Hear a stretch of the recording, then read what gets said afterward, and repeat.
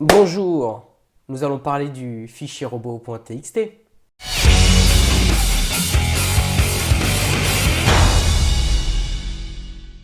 À ne surtout pas négliger, c'est que ce fichier sert au moteur de recherche, comme son nom l'indique, qui s'appelle robot, il ne s'appelle pas humain.txt. Donc déjà, on a un peu le contexte de la chose. La raison que ce fichier est le premier fichier visité par un moteur de recherche en arrivant sur votre site. Il va regarder le contenu de ce fichier, voir exactement ce qu'il a le droit de faire, ce qu'il n'a pas le droit de faire. Ce fichier est un fichier texte le plus basique du monde qui se trouve à la racine de votre site. Il souhaite crawler dans un premier temps, il va visiter ce fichier, enfin du moins il va visiter.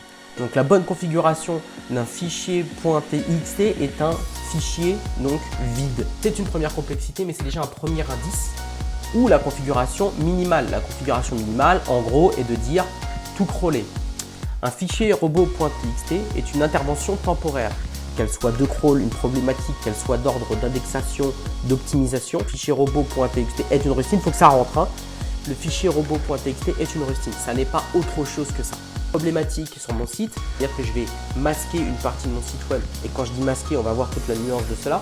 Parce que je dois le reconfigurer, parce que j'ai des problématiques au niveau de la structure de mon site. Donc le plus rapide, j'ai bien dit le plus rapide, j'ai pas dit le mieux, le plus efficace, quoi que ce soit. Il faut l'utiliser, moi aussi je l'utilise, mais c'est toujours de manière temporaire. Encore une fois, l'objectif est d'avoir un fichier le plus vite possible. C'est pas autre chose. Problématique et de masquer une partie de votre site web. Bon, après, une partie que vous voulez rendre non accessible au moteur de recherche ne fonctionne pas. Première chose, le fichier robot.txt empêche le crawl des pages, mais pas des URL. Ce qui n'empêche pas que ce contenu que vous avez mis dans votre fichier robot.txt soit linké directement depuis l'extérieur et par un jeu de popularité, votre page se trouve quand même dans l'index de Google. Soit votre contenu n'est pas du tout visible au moteur de recherche, soit derrière, vous faites en sorte de réparer et ensuite d'effacer la ligne de votre fichier robot.txt. Sinon, vous n'allez avoir qu'un seul et unique résultat et d'avoir une jolie ligne avec marqué cette page n'est pas accessible par le moteur. En gros, maintenant on peut mettre tout un tas de fratras avec des jokers, des étoiles, etc. En fait, si vous utilisez ce type de configuration là de manière ancrée et définitive, ça veut dire que déjà votre site est super mal fichu. Donc c'est temporaire, rustine, mais je règle le problème en parallèle.